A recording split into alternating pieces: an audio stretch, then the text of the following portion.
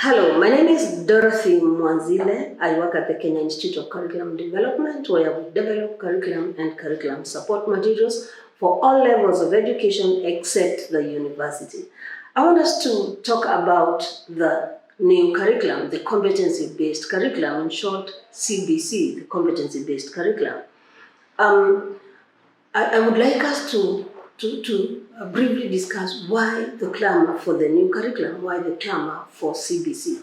The reason why it is important for a nation to change its curriculum is because times and seasons change, people change, situations change.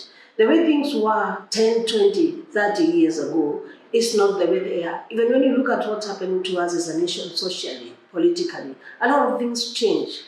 We have constitution that is now 10 years old, and we used to operate on an older constitution. Now, with these kind of changes, it's always important for a curriculum of a nation to change so that it can address the changes that happen in that community. So if communities are changing, then it becomes important for curriculum to also change, because curriculum is supposed to address the needs of the society in which it is learned. The competency-based curriculum is a major shift from what we used to have there before, or what we are moving to as a conclusion of, that is the 844 curriculum.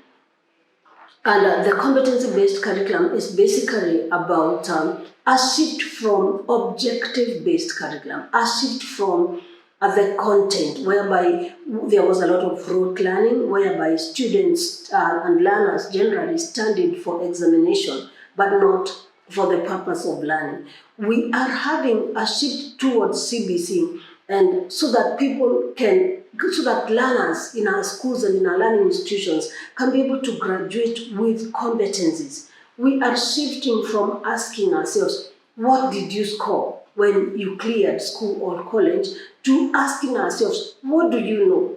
And what can you do with what you know? Basically, that is the essence of the competency-based curriculum. The competency-based curriculum is supposed to equip the Kenyan learner with the 21st century skills, because communities are changing, like we are saying, the world is changing.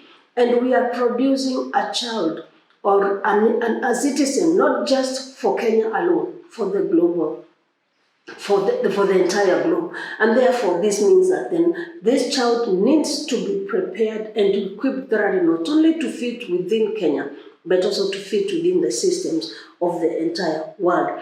So, as society changes, then there is need for us to have the curriculum change so that this curriculum can address the needs of the changing society.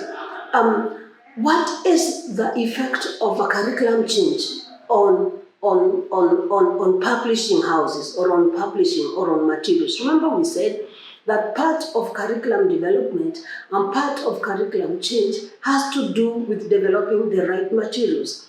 Therefore, then, the role of publishing houses is to be able to interpret that curriculum, what we call the curriculum design, to appropriately, correctly interpret the curriculum design, and then develop materials that are fitting with the curriculum design to address the intentions of the set curriculum.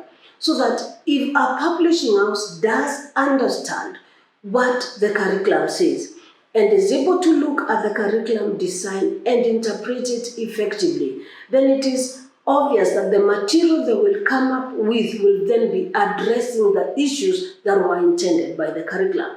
That is why we are saying that the role of publishers like KLB and among others is to be able to look at the curriculum design, interpret it effectively and correctly, then come up with materials that are addressing the issues that are raised in that curriculum. And I think the ability to come up with useful materials for a curriculum then is very important. And I would like to say that a number of publishing houses have set their foot in this, and they are doing well. I would like to single out KLB, that I have done 100% publishing, especially for the competency-based curriculum. They've published materials for pre-primary 1, what we call PP1. They've published materials for PP2 or pre-primary 2. They've also published materials for grade 1, grade 2, and grade 3, and also grade 4 and grade 5. I wish also to commend them because out of all these entries they've made, over 90% of their materials have been approved. Remember, for every material that walks into a Kenyan school, it is paramount for that material to be evaluated by the Kenya Institute of Curriculum Development, and KLB has done well to do this, submitted their materials to the Kenya Institute of Curriculum Development, among other publishers, and most of their materials have been able to be approved for use in schools. And that is why you will find that for you as a teacher, for you as a learner, for you as a parent, if you're looking for a material that you want to use for school, one key thing you need to consider is the question of whether that material is approved by the Kenya Institute of Curriculum Development or not.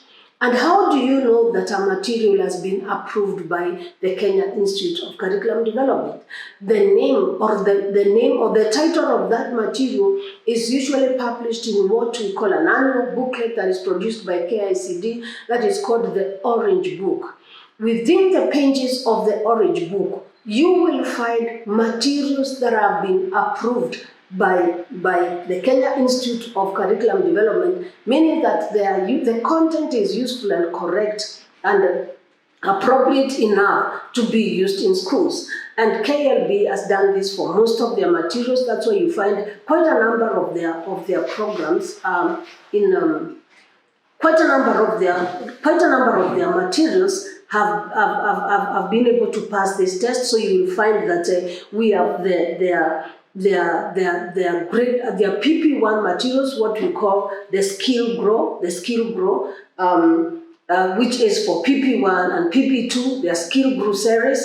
A number of them have been able to be evaluated, passed the test, and they are therefore found in the Orange Book. And a number of their materials for primary school, that is grade 1, grade 2, grade 3, grade 4, and grade 5, what we call the Visionary, the Visionary series is also approved and is available for you. So as a parent, as a teacher, it becomes important for you to ask yourself, the material that I'm using, is it evaluated? Is it approved by KICD? And can that title be found in the Orange Book? KLB have done well to do a lot of these checks and balances and been able to find quite a number of their materials in the Orange Book. Accompanying these materials is also a teacher's guide, which accompanies every piece that they have done, and the teacher's guide is very, very useful, especially for a teacher. It gives the teacher guidance on what to do. It's particularly exemplary in terms of its content on assessment, because a key component of CBC is the assessment rubric, and a good teacher's guide should be able to exemplify clearly how a teacher is able to use the assessment rubric for the purpose of assessing the learners in class. And I think the Visionary series and the Skill Growth series have been able to do this very effectively. I wish to take this time to congratulate the team at KLB for the job well done. Thank you.